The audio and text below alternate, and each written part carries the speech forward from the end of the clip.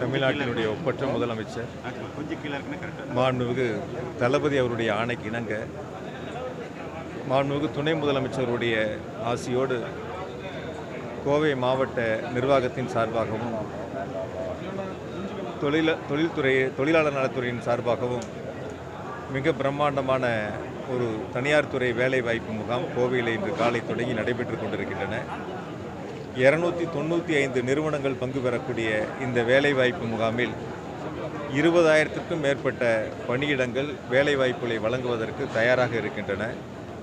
நேற்று வரை ஆன்லைன் மூலமாக ஏறத்தாழ 4,000க்கும் மேற்பட்டோர் பதிவு செய்து இன்று வேலைவாய்ப்பு முகாமிலே பங்கு பெற்றிருக்கின்றார்கள்.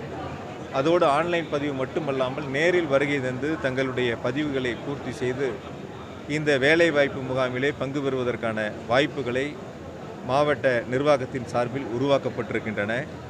எனவே இது மிக பிரம்மாண்டமான வேலை தேடுபவர்களுக்கும் வேலை கொடுப்பவர்களுக்கும் ஒரு பாலமாக மாவட்ட நிர்வாகமும் தொழிலாளர் நலத்துறையும் இணைந்து இந்த சிறப்பான ஏற்பாடுகளை செய்திருக்கின்றார்கள். வந்திருக்கக்கூடிய சகோதர சகோதரிகள் 295 நிறுவனங்களில் தங்களுக்கான 20,000 பணியிடங்களில் தாங்கள் விரும்புகின்ற பணியிடங்களை தேர்வு செய்யக்கூடிய ஒரு வாய்ப்பை இன்று பெற்றிருக்கின்றார்கள். முதலமைச்சர் அவர்களுக்கு மாவட்ட நிர்வாகத்தின் சார்பாகவும் இங்கு வேலை தேடி வந்திருப்பவர்கள் சார்பாகவும் எங்களது மனமார்ந்த நன்றி அன்போடு தெரிவித்துக் கொள்கிறேன். நாளை காலை 11 மணிக்கு தமிழ்நாட்டினுடைய துணை முதலமைச்சர் போற்றுதலுக்குரிய இளம் தலைவர் அவர்கள் காலை 11 மணிக்கு கோவை விமான நிலையத்திற்கு வருகை தந்து நேரடியாக வனத்துறையினுடைய நிகழ்ச்சிகளிலே பங்கு பெற்று அந்த நிகழ்ச்சிகள் முடிந்த பிறகு இரண்டாவது நிகழ்ச்சியாக மாவட்ட நிர்வாகத்தின் சார்பில் முடிவுற்ற பணிகளை மக்களுக்கு தொடங்கி வைத்தும் புதிய பணிகளுக்கு அடிக்கல் நாட்டியும் பயனாளிகளுக்கு அரசினுடைய நலத்திட்டங்களை வழங்கியும் சிறப்பு சேர்க்கின்றார்கள். குறிப்பாக நாளை ஏறத்தாழ 38 கோடி ரூபாய் மதிப்பிலான முடிவுற்ற பணிகளை திறந்து வைத்தும் 66 கோடி ரூபாய் மதிப்பிலான பணிகள் புதிய பணிகளுக்கு அடிக்கல் நாட்டியும் 229 கோடி ரூபாய் மதிப்பிலான நலத்திட்டங்களை 39,494 பயனாளிகளுக்கு வழங்கியும் சிறப்பு சேர்க்கின்றார்கள்.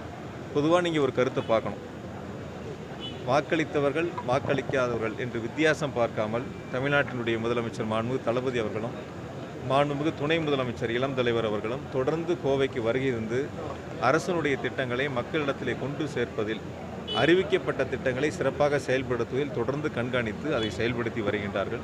கடந்த முறை கூட ஈரோடு நிகழ்ச்சிகளுக்கு மாண்பு முதலமைச்சர்கள் வருகை இருந்த பொழுதும் திருப்பூர் வருகை இருந்த பொழுதும் விமான நிலையத்திலே அமர்ந்து இங்கு மாவட்ட ஆட்சியர் அவர்களையும் மாநகராட்சியினுடைய ஆணையர் அவர்களையும் உயரதிகாரிகளையும் அழைத்து அறிவிக்கப்பட்ட திட்டங்களுடைய செயல்பாடுகள் குறித்து முழுமையாக கேட்டறிந்து குறிப்பிட்ட காலத்திற்குள் அந்த பணிகளை முடித்திட வேண்டும் என்று உத்தரவுகளை வழங்கியிருக்கின்றார்கள். தொடர்ந்து அதை கண்காணித்து கொண்டிருக்கின்றார்கள். வெறும் அறிவிப்பாக இல்லாமல் அறிவிக்கப்பட்ட திட்டங்கள் செயல் வடிவம் பெற வேண்டும், குறிப்பிட்ட காலத்தில் மக்களுக்கு வழங்கிட வேண்டும் என்பதற்காக தொடர்ந்து கண்காணித்து வருகிறார்கள். சில இடங்களில் அறிவிக்கப்படாத மாதிரி 2 மணி நேரமெல்லாம் ஏதாவது ஒரு இடத்தை குறிப்பிட்டு சொல்லுங்க சகோதரரே. பொதுவாக சொல்லக்கூடாது. ஏதாவது பழுது ஏற்பட்டிருந்தால் அந்த மாதிரி இடங்கள்ல இருக்கும். இன்னைக்கு நம்முடைய தேவையை விட கூடுதலான மின்சாரம் நம்மக்கிட்ட இருக்குது. கோடை காலத்தை சமாளிப்பதற்காக நமக்கு என்ன கூடுதல் தேவை ஏற்படுகிறதோ அது டெண்டர் மூலமாக பெறப்பட்டு முழுமையான நடவடிக்கைகள் அந்த பூர்த்தி செய்யப்பட்டிருக்கு. எங்கேயாவது ஒரு இடங்களில் இந்த வெப்பத்தின் காரணமாக பழுது ஏற்பட்டிருந்தால் அது சில பேர் என்ன நினைக்கிறாங்கன்னா ஏடிஎம்கே பிஜேபிலாம் இது ஒரு குற்றச்சாட்டாக சொல்லி எப்படியாவது கொண்டு போய் கீழே சேர்த்தலாமான்னு பார்க்குறாங்க. பொதுவாக தானே அவங்களுடைய கருத்து தானே.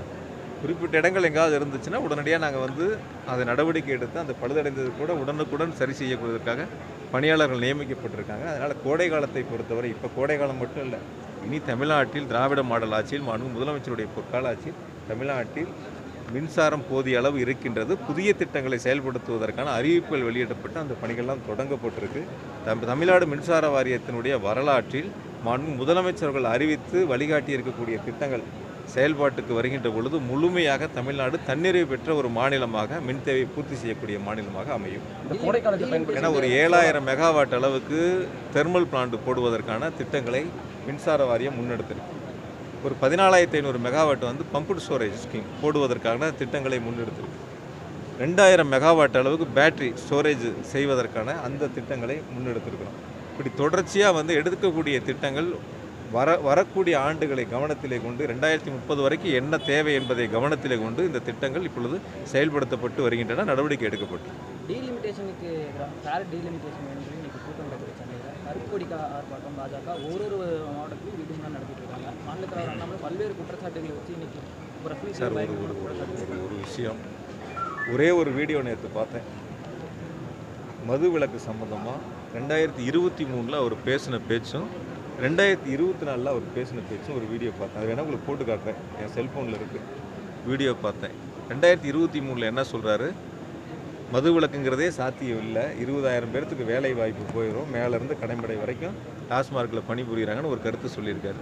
24 ஒரு வாக்குறுதி கொடுக்குறாரு, ஏதோ அவங்க வந்துட்டால் மது விலக்கு வந்துடும், கடைகள்லாம் மூடிடும்னு சொல்லிட்டு. ஏதாவது நான் கூட பல முறை சொல்லியிருக்கேன், அரசு நிகழ்ச்சிகளில் தயவுசெய்து சில கோமாளிகளுடைய கேள்விகளை கேட்டு நேரத்தை வீணடிக்க வேண்டாம்.